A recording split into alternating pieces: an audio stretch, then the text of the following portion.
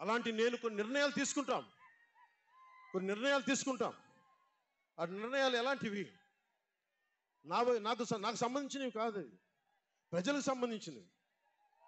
పొత్తులో భాగంగా నేను 24 స్థానాలు తీసుకున్నాను. 24 అసెంబ్లీ స్థానాలు తీసుకుంటే ఇంతేనా అంటున్నారు. 24ఏనా? ఇంతేనా? మనోళ్ళు కాదు, అవతలి వాళ్ళకి తెలియట్లా. బలి చక్రవర్తి కూడా వామనుణ్ణి చూసి ఇంతేనా అన్నాడు. బలి చక్రవర్తి కూడా వామనుణ్ణి చూసి ఇంతేనా అన్నాడు.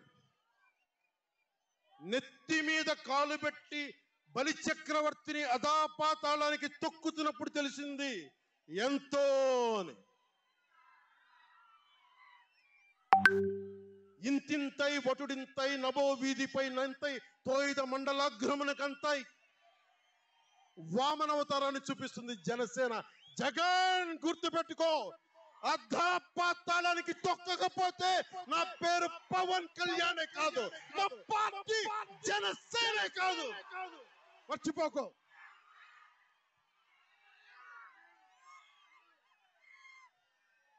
రేపు ఎన్నికలైనప్పుడు వైసీపీ వాళ్ళకి తెలుస్తోంది మనం ఎంతో.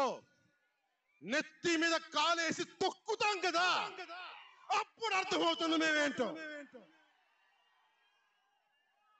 జగన్ జనసేన ఒక్క సీటు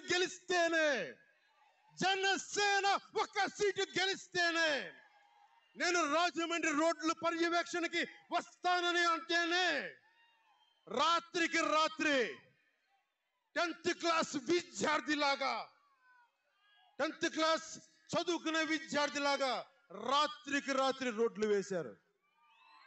నైట్ అవుట్ చేసి మరి ఒక్క సీటుకే ఇదంతా. ఒక్క సీటు గెలిస్తేనే రాత్రికి రాత్రి రోడ్లు వేసావు. జనసేన 24 సీట్లతో ఏం చేయగలరో మీరు ఊహించుకోగలరా? వ్యూహం నాకు వదలండి, నన్ను నమ్మండి. 24 ఏంటి అని అంటా ఉన్నారు. బ్రహ్మర్షి విశ్వామిత్రుడు బ్రహ్మపదానికి వెళ్ళడానికి కూడా 24తోనే. గాయత్రి మంత్రం 24 అక్షరాలు. అంకెలు లెక్క పెట్టదని చెప్పండి ఎవరిని.